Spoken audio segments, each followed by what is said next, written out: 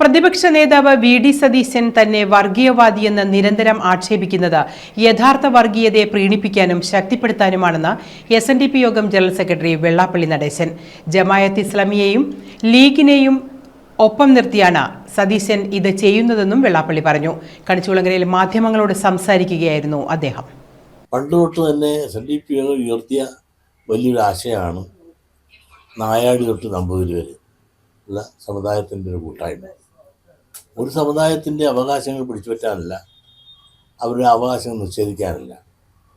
ആ കൂട്ടായ്മ അനിവാര്യം.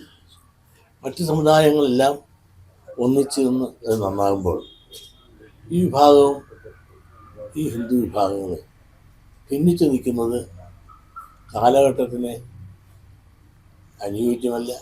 അനുയായികൾക്ക് ആ തൃപ്തിയല്ല. ആ അനുയായികളായ ആളുകളെല്ലാം തന്നെ യോജിപ്പ് ആഗ്രഹിക്കുന്നു എന്നുള്ള ഒരു സത്യം നിലനിൽക്കുന്നു. നിർഭാഗ്യവശാൽ അത് പിന്നാലെ ആ യോജിപ്പ് വിയോജിപ്പായി മാറി. അത് മനഃപൂർവ്വമല്ല, അവിടെ കൊണ്ട് ഞങ്ങളെ എത്തിച്ചു എന്നുള്ളതാണ് കാര്യം. അതിൽ പ്രധാന ഘടകം സംവരണമാണ്. ഈ സംവരണം എന്നുള്ള വിഷയത്തിൽ എന്നെ മുൻനിർത്തി അന്ന് ലീഗ് നേതൃത്വം പുറകിൽ നിന്നുകൊണ്ട് ഈ സംവരണത്തിൻ്റെ കാര്യവുമായി ബന്ധപ്പെട്ട് വരുന്ന കാര്യങ്ങളിലെല്ലാം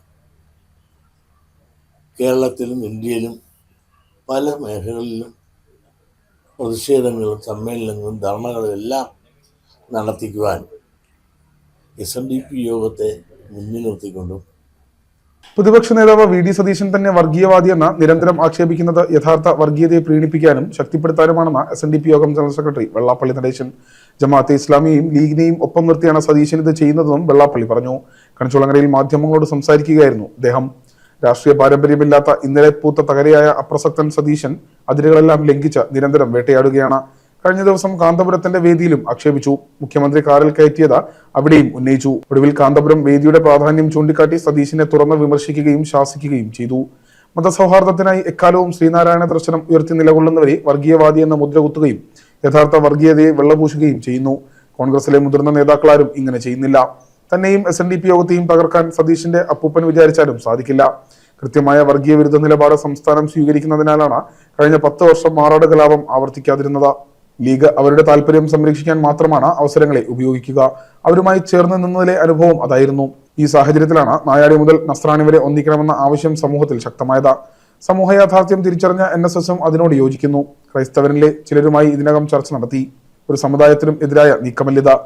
NSSന്റെ നേതൃത്വവുമായി ഇതുവരെ ഒരു ചർച്ചയും നടത്തിയിട്ടില്ല. 21-ന് ആലപ്പുഴയിൽ നടക്കുന്ന നേതൃസംഗമവും ഐക്യത്തിന്റെ വിശദരൂപം തയ്യാറാക്കും. NSSുമായി ചർച്ച ചെയ്ത കർമ്മപദ്ധതി ആവിഷ്കരിക്കും. നേരത്തെ ഉണ്ടാക്കിയ ഐക്യം തകർത്തത് ലീഗാണെന്നും വെള്ളാപ്പള്ളി കണിച്ചുകുളങ്ങരയിൽ മാധ്യമങ്ങളോട് പറഞ്ഞു.